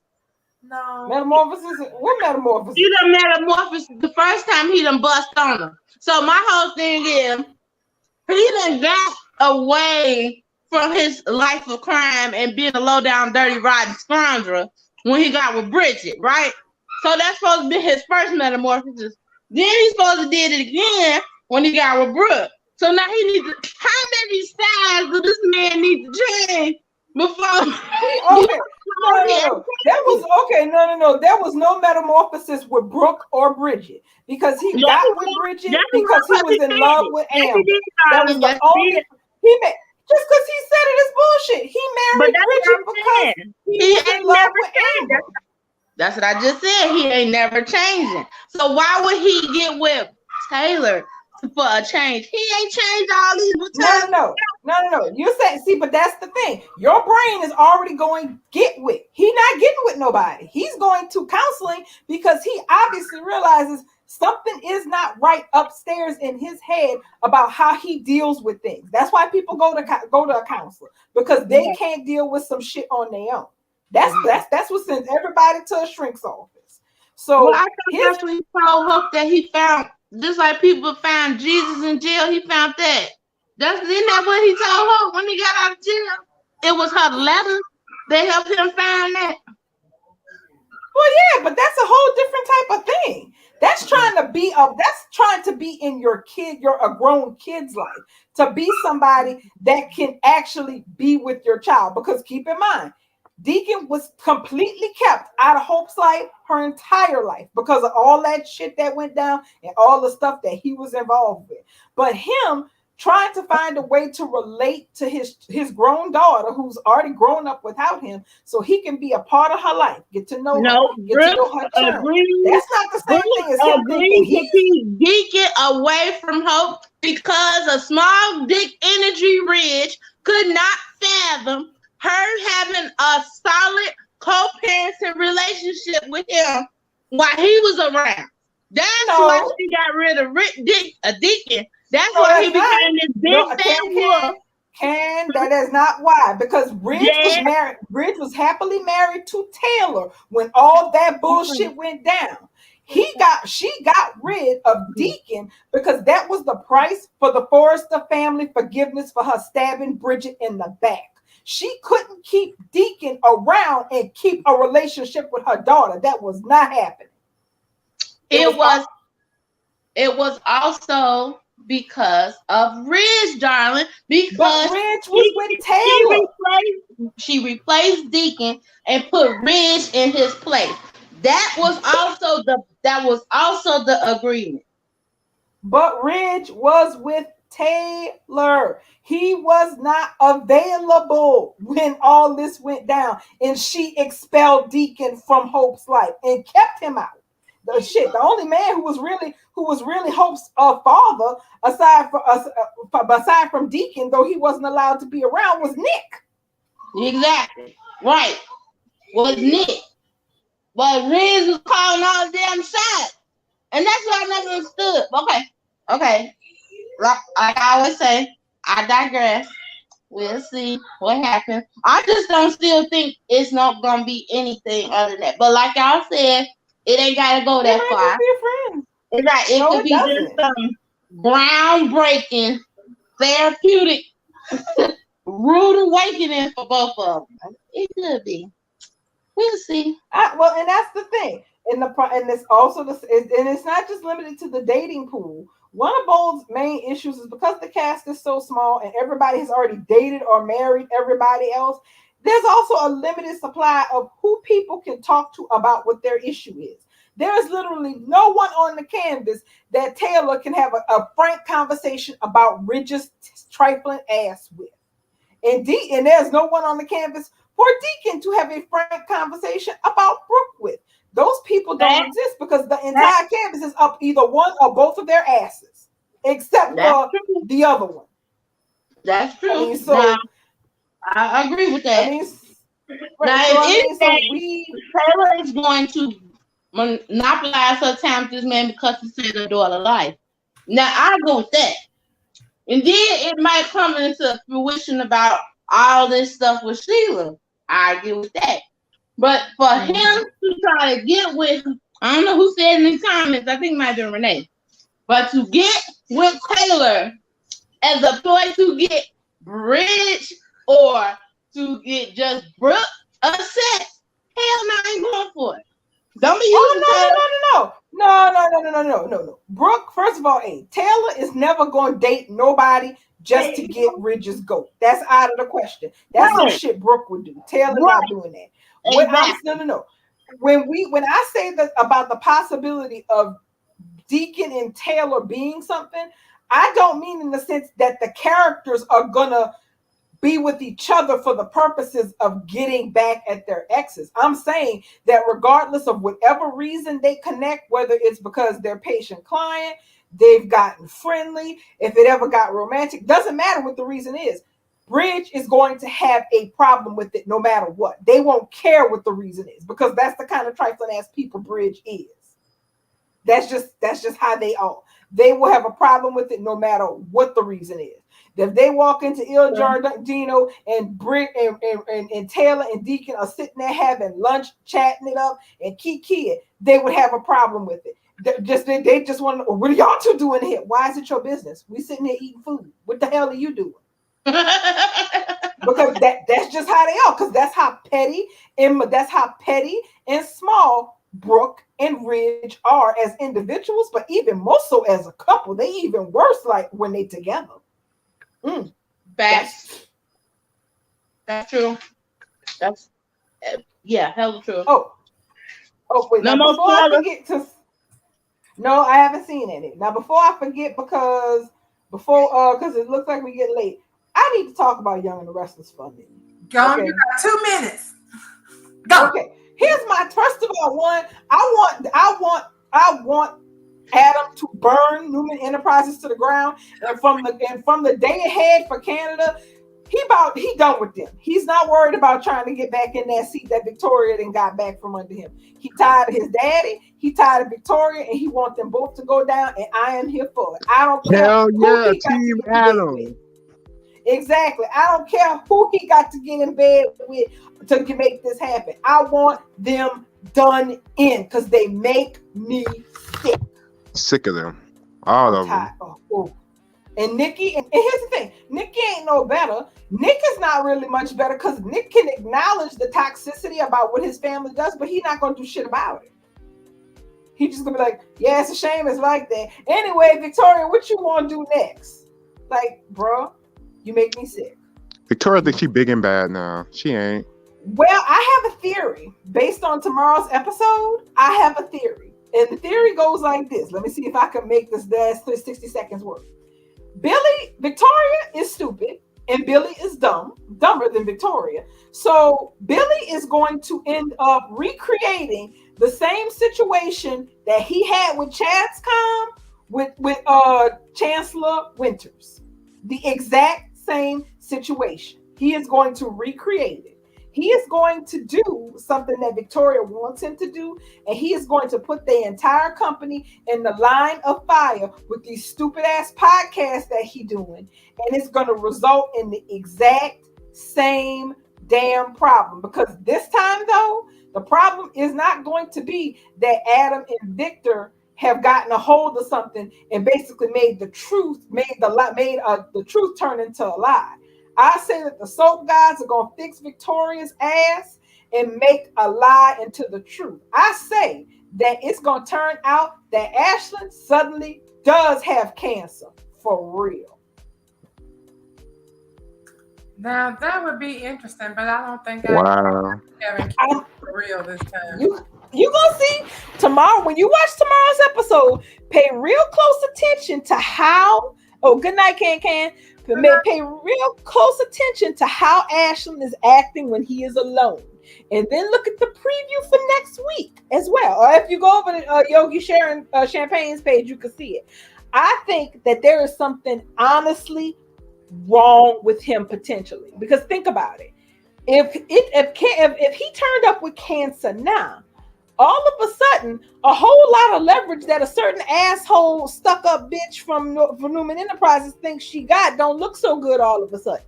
How you gonna ruin somebody and say they fake cancer when they really got cancer now? Because she about to shoot herself in the foot. She goes to, I'll go ahead and spoil it. She goes to Billy tomorrow and she tells him she wants him to expose the fact that Ashlyn faked cancer on his podcast. Victoria, why? Because she's stupid. She didn't got every damn thing she wanted, everything. But she wants to publicly humiliate Ashlyn, which is just stupid in my opinion, because she's the whole one sitting up here saying, well, he won't dare come after me because I can expose him. Well, you're going to expose him anyway, but you want to do it through Billy so you can keep your hands clean. And Billy, like a dumb ass, is going to sit up here and I bet you he going to agree to do it. And he sure as hell ain't going to tell Lily he doing it. And that's how Chancellor Winters is going to end up in a crossfire for this. This is Chancecom all over again because he ain't learned a damn thing. He's even too stupid to understand that the person who ultimately benefited from the whole Gaines conspiracy was Victoria. Billy was sitting around here being mad as hell at Victor and Adam for basically turning a truth into a lie and discrediting his company, all the while completely forgetting that his ex-wife was the one who ended up buying his shit to begin with at a smaller price because Jill refused to sell to Adam and Victor, but she would sell it to Victoria. He obviously ain't never watched no Game of Thrones. Pay attention to who benefits from your tragedies, and that's the person who is your real problem.